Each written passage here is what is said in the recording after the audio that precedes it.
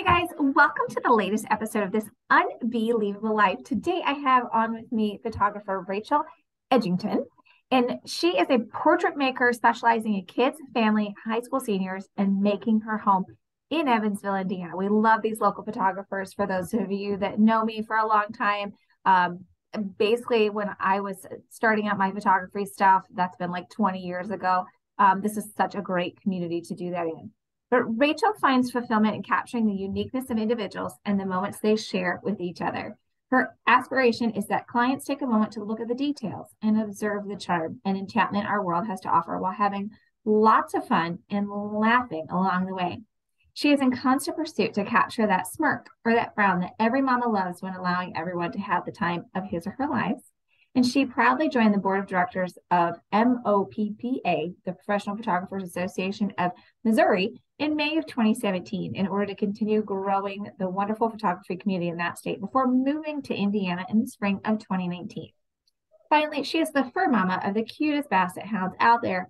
Bastion is her wild man, just under 3 years old. He's getting over the click of the camera.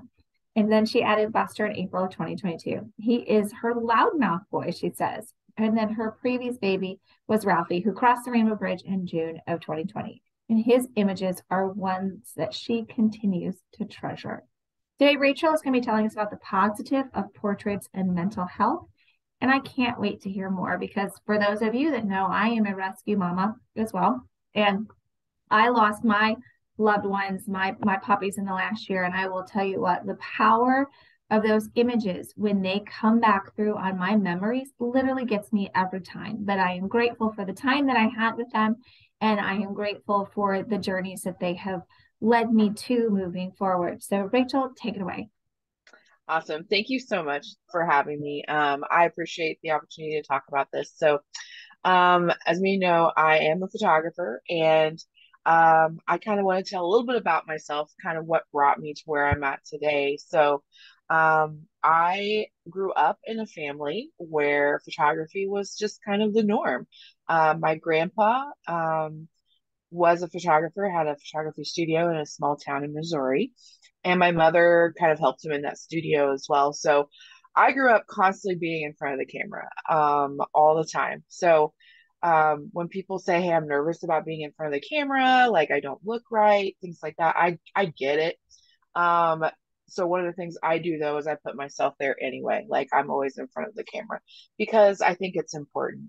And I'm grateful that my grandpa always put cameras in my hands. But it wasn't until about 2014 until that I was like, this is kind of fun. I really enjoy this and I want to give it a whirl. So I kind of got my first little DSLR, not DSLR, film camera because yeah, I graduated in 2000, so I'm pre-digital and just kind of learned the art of photography. And as I've gone through the years, having gone through, you know, uh, um, the unfortunate tragedy of the Joplin tornado, which was in 2011. So I kind of had a camera before that, but I started my business in 2014.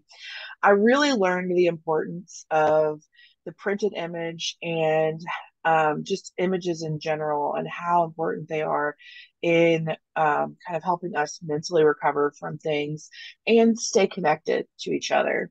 And so I always want to take people back because I know our life has changed so much since, almost like 20 years ago. I want to listen to the noise of us opening those. I don't know if you can hear it, but the albums that we used to have. I know when I was a kid, that was my favorite thing. Go to my grandparents' house and open the albums and just flip through them. I still have an old school album. I don't know if you guys remember the pages that peel back and have that re-stickiness on them and things like that. And just being able to like look through those. I know we are coming out of probably the most, other than like 9/11, probably the most like impactful point in our history of COVID. And I think it was during that time with COVID, after, of course, for me, the Joplin tornado, of really figuring out why printed photography specifically is so important to our mental health. Um, I moved here in 2019, not knowing anybody. I moved here as a food photographer for a company called Waiter, and living in Joplin for 20 years. I'm kind of a Midwestern mutt, so like we moved all over the place, and I didn't really have any connections here, so to speak. So when the pandemic happened less than a year later, I went through a really hard time of being honestly lonely. Um, I didn't have a lot of connection to people physically. And Zoom, of course, got us by for a little while, right? The digital aspect of Zoom. But there was just something about putting images on the wall of my friends and family that really helped me through that time. And so, like, personally, like my story, I am a person that practices what they preach. As you can tell behind me, I have photos. My hallway is lined with imagery. Um, my fur babies, I have two walls. I'm going to get another one dedicated to Buster as soon as I get his pictures done of my dogs, so I can see them. My bed is angled in such a way that there's a wall in the hallway that when my doors open and I'm in my bed, first thing I wake up in the morning is the pictures of my closest friends and I see their smiling faces. And so if I'm having a bad day or I'm waking up and maybe it's a stressful day to get into, I know and I'm anchored in the fact that I have people in this world that even though they're not physically there, they are there because they love me. Um, and so I wanted to kind of talk about some of the research that goes in behind that. I told you my personal interactions, and I think we all have those personal interactions, but there's definitely research behind what I'm saying. It's not just like, well, she's a photographer. Of course, she wants you to get pictures done and wants you to get printed images on the wall. But one of my friends, her name is Lynn Karsha. She has a lot of really funny commentary on things, but she also brought it home with some of her quotes. And one of them is digital files don't become digital heirlooms. You aren't typically going to be passing around, as she said too, because no one is going to be passing down a USB drive from generation to generation. She also talked about how we were going to be the most photographed generation with the least amount of photos to show for it. And research behind that comes from, I think it was Forbes magazine. Nope, I'm going to go back up here. Um, it's going to come from one of the researchers, I think it was Temple University, that said there's going to be 1.3 trillion. Oh, it's above research, is what it's called. Rise Above Research estimates that 1.13 trillion photos were taken in 2020. 1.13 trillion. And that was with a decrease because of COVID. So it's even gotten bigger since then. So we're going to be the most photographed generation with the least amount to show for it. So I just find that really important. When they also did some research, they have a study. Honestly, it's called phototherapy. It was started in 1970 by a psychologist named Judy Weiser. And phototherapy is the field of psychology that encourages people's interaction with personal and family photos to help them understand themselves better. And what it does is it talks about how when kids see pictures of themselves on the wall, specifically in family portraits of themselves, it has a positive impact on their mental well being. It helps them with their self esteem. It helps them feel like there's a part of something, they're part of something, that their overall well being is plugged into something. They're part of something bigger than themselves. It also makes them feel more rooted. And that's not just for kids who are, biological into the family. That is true for adopted kids as well. They talk about kids, unfortunately, who are in the foster care system. A lot of them don't have any photos of themselves at all. And when they get that opportunity, it is a big deal. Yes, sharing on social media is important, but there's something about having a printed image. They actually did a study, I think it was in Canada. And this was related to marketing. So it wasn't specifically photography, but they actually did something from the Canadian neuromarketing group called True Impact. So, so the neuroscience research showed that paper-based content and ads offered special advantages in connecting to our brains. So it did something for our brains that digital marketing doesn't do. And some of those were where they kind of tracked that was the eye tracking motion, the high resolution EEG brain measurements, and then, of course, conventional questionnaires as well. And what they found was that physical material, so touching your photos, looking at your photos, it had a more realness to your mind than normality in like digital world. So it basically your brain recognized that it was more real than looking at it in digital form. Something that's also very important in today's society, especially as we get AI with artificial intelligence, the newer generation, the younger generation, is questioning everything, and rightly so. In the photography world, you have people coming out with photos that look so realistic.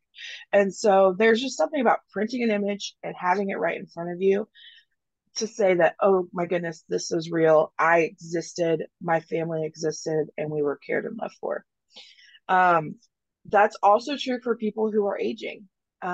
There is unfortunately Alzheimer's and dementia that people have to deal with. And as people get older, that is something honestly like that they worry about. I worry about. Even if our health is great, sometimes our mind isn't going to follow along with that bodily health. And what they discovered was the fact that if you have a printed image, it helped people with dementia and Alzheimer's kind of come back to their childhood. It helped them find joy and happiness and honestly remember memories of the past. And so that they feel more connected as well. It tends to calm them down because they do feel more grounded in seeing those pictures of themselves.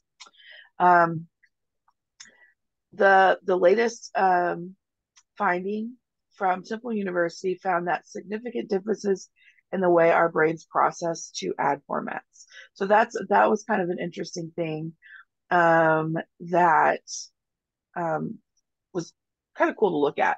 When it comes to like your mental well-being in regards to maybe hiring a professional photographer, like why is that important? And again, I'm not just saying that from obviously I'm a photographer, is what I do, but there's actual science to that as well. They did research. NPR posted an article about research done that when people rely on technology to remember something for them, they essentially are outsourcing that material. They found, for instance, and I know I'm guilty of this, people are less likely to remember facts because they know they can go on Google and just Google it. So why remember it? Why recall it? They also like an old school way of thinking about this, which we don't do anymore. Um, this generation probably doesn't even know how to relate to that, the newer generation. The fact that we don't remember phone numbers anymore. Why? It's in our phone. So like with photography, they found that when people took pictures, especially when they took a lot of pictures, which is easy to do with your photo with your camera, they found that people really didn't retain that memory because it's done, it's over. They were concentrating on taking the picture, not in being in the moment. So when you hire a professional photographer, for instance, to do family pictures or maybe an important event, for instance, like a wedding or anything like that, that allows you to be in the moment without technology taking that place. So you can still have those printed images to look back and remember on, and you can put yourself in that moment instead of kind of more remembering taking the picture than not, which is very important. The study for this was actually first done in 2013. It was done by a psychology professor at Fairfield University named Linda Hinkle, the one that talked about it. She showed that people had a harder time remembering art objects that they'd seen in a museum when they took pictures of them. And it's also since been replicated in 2017 as well as 2021. So this is something that's been proven that, if you're in the midst of taking the photo, you're not going to remember it. So mental wise, um, you're not going to have the positive effects of being in that moment because you were so focused on taking the picture. When it comes to kids, I'm a huge advocate of kids. I think that they are very important to our society. I think that there is a lot going on in today's society. Again, we've got kids that have grown up in a pandemic, experiencing things that none of us in the past have ever experienced before. So when they do research on this, I'm very wanting in wanting to make sure that people understand the importance of it because I feel like kids are our future, and if we don't focus on their well-being, then our future might be at risk. So one of the important factors of kids, there was a group called Fracture, which is a print group that does prints and stuff like that. But they talked to two psychologists. One was Jacqueline Goda, PD. I'm probably like butchering that horribly. She's a licensed mental health counselor, and she is the owner of Jacqueline Counseling Professional LLC. And she said, as children's self esteem tends to waver during their preteen and teenage years, displaying family photos throughout the home is a great way to build more solid foundation for the confidence and self esteem early on. She said, when children grow up seeing their photos of themselves proudly displayed across their home, it says to them, I am valuable and an important member of my family. They also talked to a licensed independent clinical social worker. Um, and she said she firmly believes that family photos can help get children started on the path of higher self esteem than they would have otherwise. She said, according to her, it helps children understand that they have worth because they were born and are equal to everyone in their family.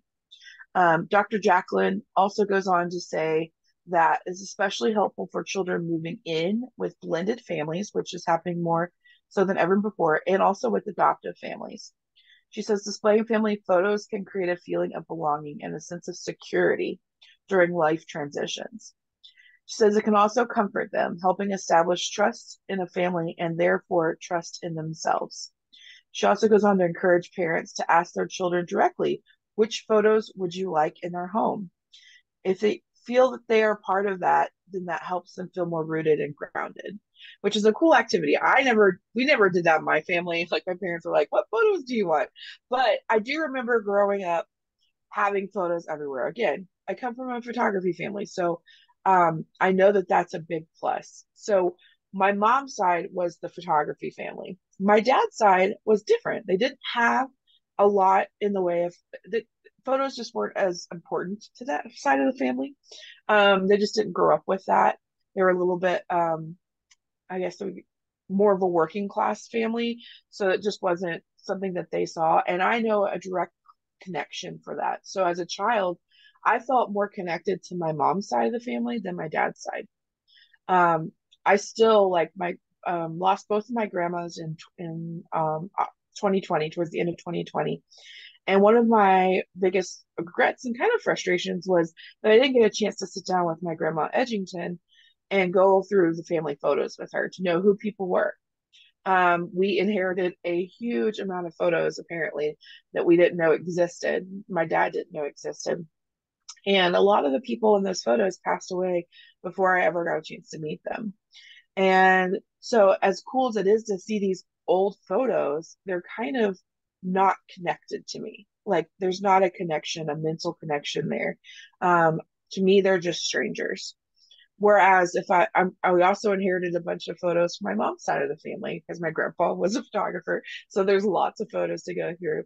And it's cool to see my emotional reaction to those photos and seeing people that I grew up with at a much younger age and different parts of times in their life, seeing how they look like other family members, like, oh, my grandma looks so much like my cousin, Or, oh, she had a gap in her teeth when she was younger, which she had dentures by the time I saw her, which is just like my cousin, she said, who hates her gap in her teeth. But she's like, well, wait, she got that from grandma. So, like, it's kind of this really cool thing to, as a child, and then as we get older, to see those connections with our family, especially with family that have passed on or family we may have never met, but you see the resemblances there. So, kind of going a little off track on that, I know for me and many others, what COVID brought on was also just being frank and open, an extension of something that I suffer with, and thankfully get a lot of help for, and that's anxiety and depression. So, anxiety and depression is higher than it's ever been before in our society. We are constantly stressed and worried, tensions. I know with a lot of homes, especially when everybody was like crammed into their homes for several weeks on end, just ran rampant. And depression is also something that's really difficult. I know for me, again, because I was dealing with loneliness, depression was also a part of that because of the fact that I didn't have the emotional connections to see people and go do things. I mean, everything was closed. So, where that kind of comes into play is in that same article that I discussed with Fracture, they did talk about how it can be very important in family dynamics. So if you're angry at each other, for instance, you guys are on your last nerve in the house, the kids are annoying you, or your spouse is just not listening to you. There's something that happens when you look back on a photo. Maybe it's a wedding photo, maybe it's a goofy photo, that snapshot that you guys took, um, where somebody was making a silly face or along those lines. It really brings back the emotions that you felt during the midst of that photo that was taken. And it kind of reminds you, okay, I need to take a breath. My anxiety needs to relax. Like there's just something that grounds you when you see an image, and it just kind of brings you back to why you're a part of this family, why it's important to um, be a part of it all.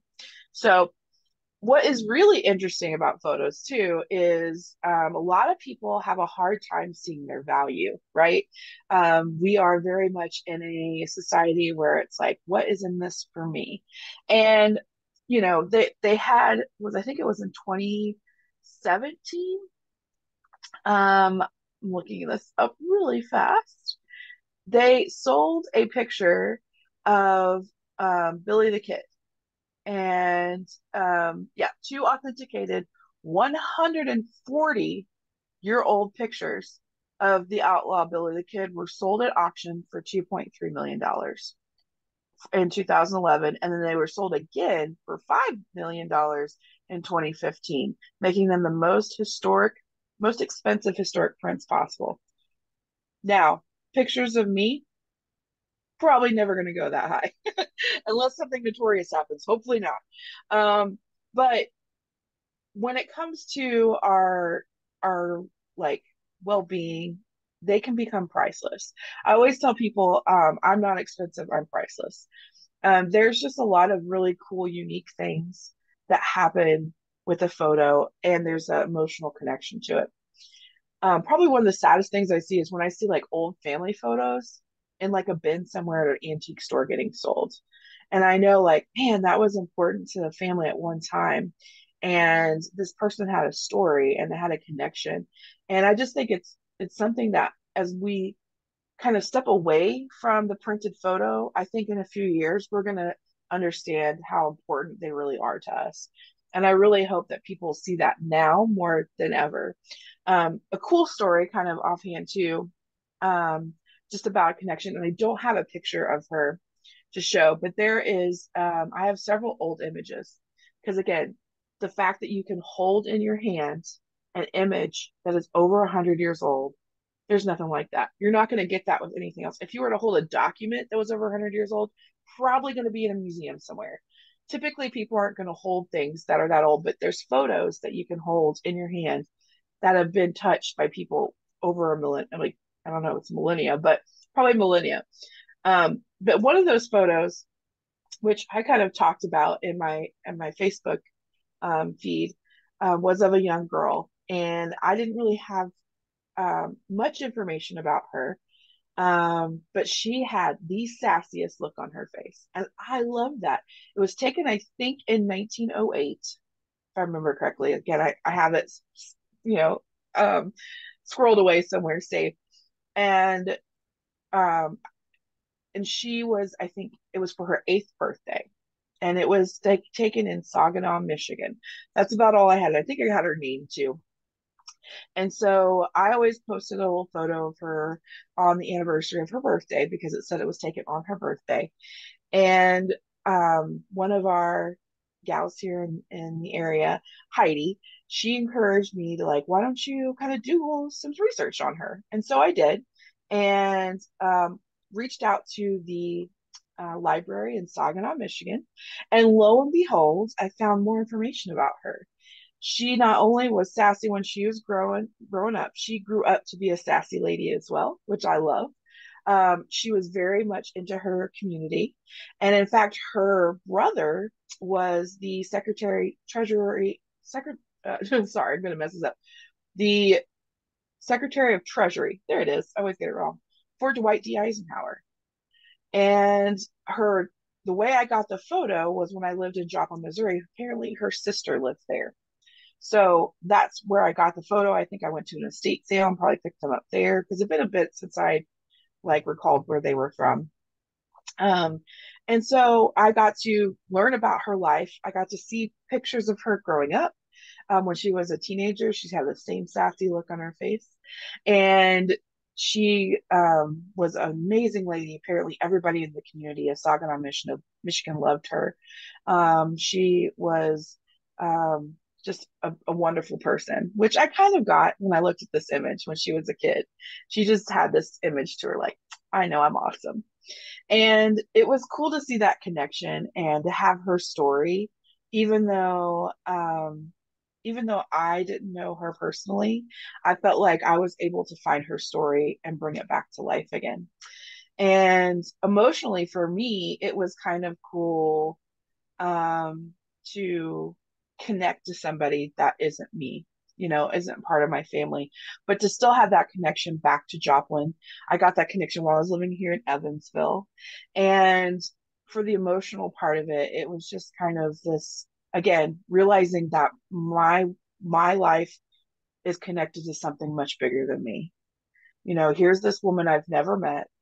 I never met her sister, never knew who she was before, and now I have a piece of her life in my hands. And I was able to also give that over to the library, so they have it now for their records. And so if her family is there, they now have a piece of her back again, which I think is just really exciting. So all that to say, I'm a huge proponent of prints. My major push for photography is for people to know that they are loved and that they are cared for. And I think there's nothing like photography that says that. Like to me, when I have an image of somebody on the wall, that to me shows how important they are to me. When you have that connection, when you see your image on someone's wall, you're like, oh, they care enough to take the time to put me on a wall to tell everybody that comes to their home about me. Um, while that's important to get on Facebook, most of the time, the longest that's going to last is a scroll. Oh, okay, this is cool. 2 or 3 days later, everybody's moved on to something else. But when you have that permanence on someone's wall, there's just something about that really makes you feel just good. It makes you feel loved. It makes you feel cared for. Um, so I hope that anybody that listens to this, kind of me jibber jabbering and getting on my soapbox about it, I hope that they'll take the time to not be afraid of the image they see in the mirror, because honestly, what we see in the mirror is not what everybody else sees. And that they will take the time to contact their local photographer, make sure it's somebody that is good quality, that honestly isn't just going to give you a CD or a USB, because those work, but those aren't going to last. I mean, I know computers now are coming out, they don't even have CD inputs anymore or USB imports anymore. So, just in my 10 to 20 years as a photographer, I've seen it go from floppy disk, believe it or not, the hard disk, to CDs, to USBs, and now digital download. But you know what hasn't changed? A printed photograph. I still have pictures right here in front of me of when I was in high school. They're still beautifully printed. They're still full of color, and they just tell a story of my life in high school, my life in college. And they make me smile and they make me laugh because I remember what it was like during that time. And so, if you want to ensure that your kids, if you have children, feel like connected, don't let 5 years pass by without a family picture, because that is going to really, like, those years seem so short in the long term. And it's really important to get those done. A lot of people come to me and say, well, I don't have the wall space. You don't have to always put up something on the wall. You can do an album. You can do these little boxes that I have called album boxes where you can put photos in them and you can pull them out and look at them and put them back. And they're very decorative and beautiful. Um, and I just think it's just so important. One of the things I'll end with, which I think is hilarious, if you guys have a chance to Google or go onto YouTube, I think Kodak put it out. It was I can't remember exactly what it was called, but if you look up Kodak commercial that says "Never Again," I think it's what the title of the commercial is. But it's basically why it's important to print. And this particular commercial kind of made the cycle about 5 years ago. And a little girl goes up to her. Well, it starts with the mom printing her image from her Kodak printer. And she said, "Never again." And you're like, okay, what's happened? So she is sitting on the couch, and her daughter, is probably about 8, comes up to her and she goes, "Mom, why aren't there any pictures of me on the wall? There's pictures of my brother and my other sister, but no pictures of me." And she said, "Well, honey, because I have you on my phone." And she goes, "Okay." And then proceeds to walk by, knocking everything off the wall, not caring about anything because she's like, obviously, I'm not important enough because I'm not important enough to have on the wall. Now, it's a little funnier to watch than it is for me to describe. So I would highly encourage you to look that up. But it just kind of showed the importance of having a printed image. Yes, she had pictures of her daughter on her phone, but I know so many people that lose an entire lifetime when that phone is stolen, when that phone is broken, when they get a new phone and it doesn't transfer. And yes, can photos be lost in things like, unfortunately, tornadoes and fire? Yes, but the likelihood is there's going to be backups to those photos. Your photographer, if you had a professional photographer, is probably going to have those photos archived for you to get prints again, um, than if you lost your phone. And that breaks my heart more than anything to have to go to your child and say, "I'm sorry, I don't have the pictures of you walking. I don't have the pictures of your first birthday. I had it all on that phone that's gone now." So don't do that to your kids. Don't do that to yourself. Get somebody that you trust. Make a day of it. Make it an activity. Make yourself feel connected. If you're single like myself, take pictures of your dogs if you have them or cats. Put them everywhere. It still helps you to feel that connection. Excuse me. And so that's about all I have. I don't know if you have any other questions to expand on that, but Well, I I appreciate was you just guys. I was just gonna say I can't stress enough how much you hit the nail on the head. And for anybody that knows me and follows me, I am always stressing, be the one that takes the pictures, get the pictures, capture those moments because you won't have them back. It goes by in a blink of an eye. I have a 17, soon to be 18-year-old and a 19-year-old, and I have my printed pictures. And I just it goes by in the blink of an eye. And so Yes. a few little nuggets that I can share. I'm going home for Easter to my mom's, and she keeps the albums and the containers of pictures. It was literally one of the things on my to-do list this weekend was just to sit and to go through those pictures. It's one of my favorite things about going home as a 44-year-old to sit and go through those old pictures and see my mom growing up as a kid, me growing up as a kid. Um, so I just can't stress the connection with photos enough. And then two, the printed pictures that I have done with my kids. Yes, I have all these photos on my phone and on social media, but a couple years ago, it dawned on me I only have albums of their early years. So what I try to do every year is to go through and pick out my favorite prints and print them. And I do one for each child and one set for myself. And so they have what I put them in as photo boxes for them because I'm not really the album person, but I want my kids to be able to go through those boxes just like what I'm doing as a 44-year-old going home. And I want them to have those memories. And then, going to our parents aging, that's one of the things I've been trying to capture more is I specifically, one of the last times I was home said, Mom, can we get a generational picture of her, myself, and my daughter? Because we really just don't have that anymore. And I don't for a second want to lose out on those memories. So, and lastly, that wall of photos when we were at the Bainey house, personally, we kept it very neutral because we had a lot of guests and we had a lot of people in the home. But one of my goals had been to use the second story as our photo spot.